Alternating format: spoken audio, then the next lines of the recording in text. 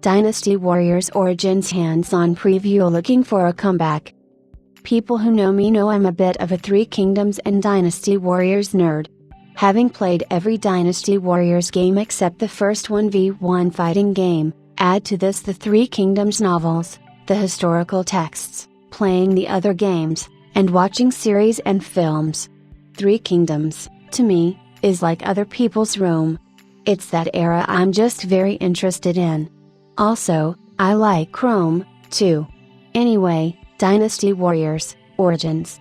I recently got to go hands-on with Dynasty Warriors, Origins in Paris, invited by Koei Tecmo. I was excited and concerned because Dynasty Warriors 9 wasn't good. The enjoyment of the series was always the uniqueness of the characters and their weapons, the camp nature of Zhang He and his Vega claws, Zayadun and him being the coolest kid in the playground with his eye patch, or Guan Yu being the literal god of war with his ultra-long halberd, all on top of the 1 vs 1000 combat, which also moved too far into making even the regular soldiers feel like mere confetti.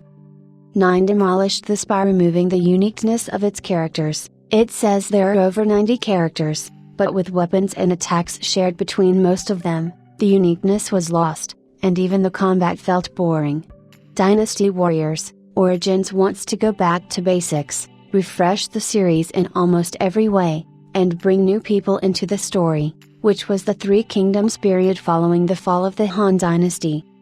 Or, more accurately, Dynasty Warriors, Origins tells the story of the origins of the Three Kingdoms. What will likely be one of the few decisions fans question is the ending of the game at Kabai. Those who know the history know that Chibi was the battle that stopped the early expansion of Cao Cao, leading to the formation of the Three Kingdoms of Shu, Wei and Wu. With the compressed timeline of 183 AD, Yellow Turban Rebellion, to 208 AD, Omega Force intends this to be a more in-depth look at China during the period and the prominent people within it.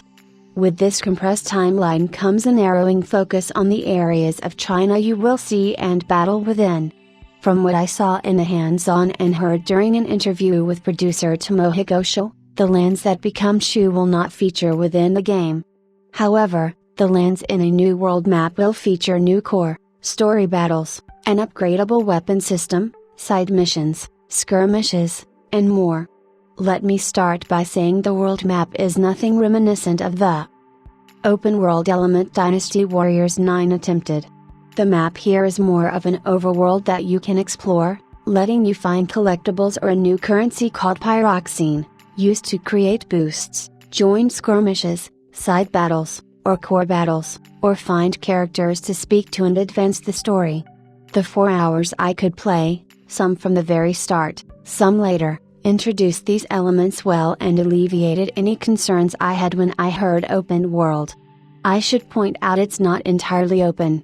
There is some linearity in that areas aren't accessible until you have progressed far enough in the story. As you move to new regions, you will also find that these have their own peace level.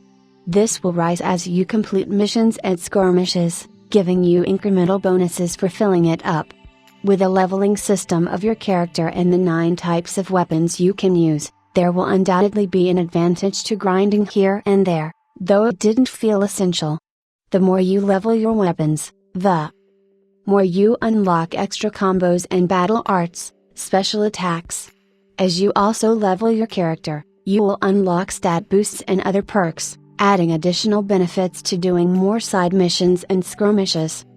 It's worth saying that the story you find may not be historically accurate, as you will be making decisions and siding with different forces in different battles, picking your way through events.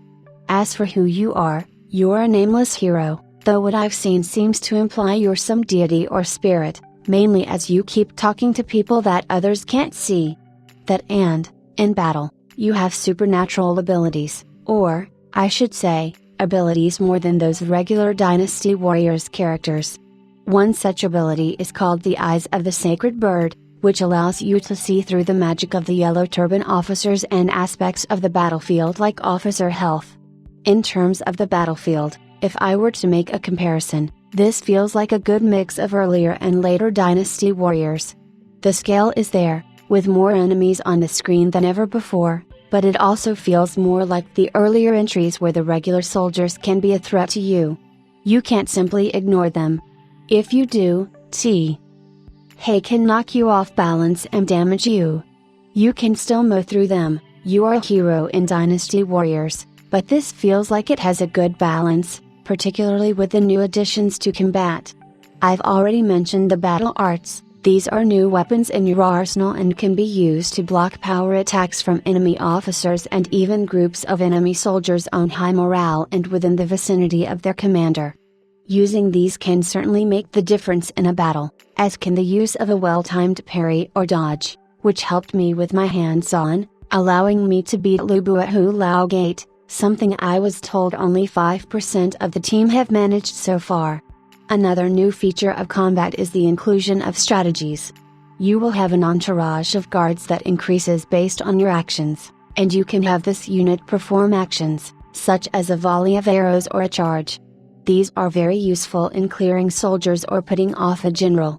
As battles progress, if conditions are met, you'll also find yourself in massive battles, part of grand tactics, which can offer a sense of scale the series has pushed for but never fully represented. The coalition forces charge on Hu Lao Gate that I got to play was exceptional. It genuinely felt like thousands of soldiers charging in, the camera shaking, the music ramping up. It felt exhilarating. Earlier, I mentioned there are a few decisions that fans will question. The second is linked to the fact that you control the nameless hero. You can select a hero who also follows you in battle, which will be dictated by where you are and the decisions you make in conversations. You can control this hero in battle once a gauge has filled up. The problem for some fans is that the number of heroes you control is limited to 9. This is the smallest roster in the series history, which could raise some eyebrows. Still, having seen the direction Omega Force is taking Dynasty Warriors, Origins, I'm inclined to give them the benefit of the doubt here, mainly due to the story-focused direction for the player character. Of course, there's a lot I haven't seen, but what I have seen makes me want more. You will also get to try out some of the game now, with an early demo showing exactly how confident Omega Force and Koei Tecmo are with the game. Dynasty Warriors, Origins will be released on January 17, 2025, for PC, PlayStation 5, and Xbox Series S, X.